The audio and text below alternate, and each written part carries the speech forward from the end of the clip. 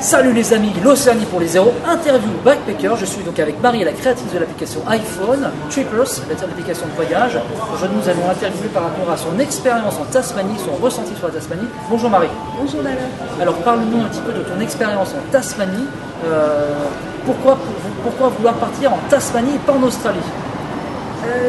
J'étais d'abord à Melbourne, donc j'ai un ami d'enfance qui habite là-bas. Et la Tasmanie, j'avais envie donc, de faire une expérience de woofing avec des chevaux. Je suis partie, donc en avion, c'est pas très cher depuis Melbourne. Et je suis tombée amoureuse de cette île. C'est un mix de la Nouvelle-Zélande et de l'Australie. Il y a la côte est qui est magnifique. La côte ouest, malheureusement, je ne l'ai pas fait, mais il y a Cradle Mountain aussi au milieu. Enfin, vraiment, il y a beaucoup de choses à faire et à voir. Et en plus, ça m'a permis, j'ai fait du couchsurfing et ça m'a permis de rencontrer des locaux, de passer l'Australia Day avec eux. Barbecue party, ils habitent juste à côté de la plage. Enfin, c'était une expérience vraiment extraordinaire de fêter comme le 14 juillet, si vous voulez, avec eux.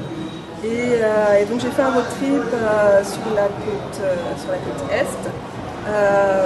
Et puis, ouais, j'ai des diables de Tasmanie, mais je ne saurais même pas comment vous exprimer. Il faut vraiment y aller, je pense, en Tasmanie. C'est encore, il n'y a pas trop de backpackers. Il faisait super beau, moi c'était au mois de janvier, donc il faisait très très beau. Il y a des plages paradisiaques. Waouh, c'est magnifique. Ça fait rêver en tout cas. Et alors, quel est pour toi l'immanquable en Tasmanie? Si demain je vais en Tasmanie pour la saison 3? Je pense que tu devrais commencer par Hobart et continuer sur la côte est, remonter en fait. D'accord, Hobart. Il y a Bay of Fire, il y a Mary Island. D'accord. Je pourrais te faire un parcours. Voilà, donc un parcours pour l'Océanie saison 3. Donc, d'accord. Et donc les parcs nationaux sont payants, comme ça marche? Non, enfin pas ceux que j'ai fait en tout cas. D'accord. Non, c'était pas payant. Et au niveau des logements, des hébergements, c'est pas trop compliqué? Non, c'est petit, ouais, c'est un peu comme la Nouvelle-Zélande, il y a plus de moutons que d'habitants. D'accord. Donc à Hobart, j'étais hébergée, après on s'est débrouillé sur la route, on a campé. Non, franchement, c'est facile. D'accord. Et donc le contact avec les locaux sont peut-être plus simples qu'en Australie, parce qu'il y a peut-être moins de voyageurs, c'est ça? J'ai l'impression. Ouais. D'accord, bah donc c'est vrai qu'on pense souvent, on dit je vais en Australie, et on fait l'impasse sur la Tasmanie, alors que c'est une île, et quand même à travers les photos dans le parc national du Cap Précinu, etc., Ouais. qui rend comme des photos et des vidéos assez extraordinaires, et on y pense, on fait vraiment l'impasse, alors qu'on est à peine à 45 minutes d'avion de Melbourne jusqu'à la Tasmanie. C'est ça qu'il faut toujours se penser. Et apparemment, la petite astuce, c'est de ne pas atterrir à Hobart, mais à Launceston. C'est la petite astuce pour les d'avion. Et tu as travaillé en Tasmanie? J'ai fait du woofing, j'étais logée, nourrie. Et, donc pas de salaire, mais bon, c'était une expérience sympa. Donc le woofing, vous êtes nourri, logé, blanchi.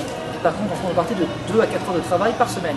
Si vous travaillez plus de 4 heures par jour, de 4 heures par jour. Si vous travaillez par contre entre 2 et 4 heures, plus de 4 heures par jour, vous avez une semaine et comptez 7 jours sur le woofing. Si vous travaillez moins de 4 heures, donc 2 ou 3 heures, vous travaillez 5 jours une semaine par rapport aux fameux 88 jours de free picking ou de harvest pour le second visa working holiday. Et donc tu incites tous les backpackers à partir en Tasmanie.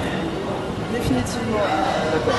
Donc n'hésitez pas à rejoindre le groupe Tasmania Network Backpacker, donc il y a un des réseaux sur Facebook, l'application Tripper, si demain je vais en Tasmanie.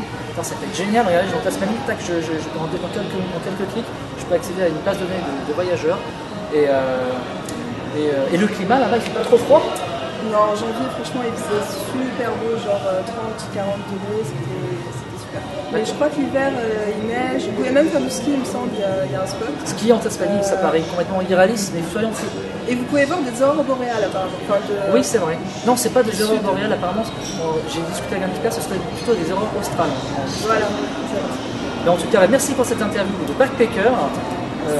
N'hésitez pas donc à vous abonner sur la chaîne YouTube juste ici, à liker la page l'Océanie pour les zéros et bien sûr à vous connecter pour l'application Tripper de Marie qui a créé ce énorme projet, ce projet un peu d'extraterrestre, mais en tout cas qui fait rêver beaucoup de voyageurs.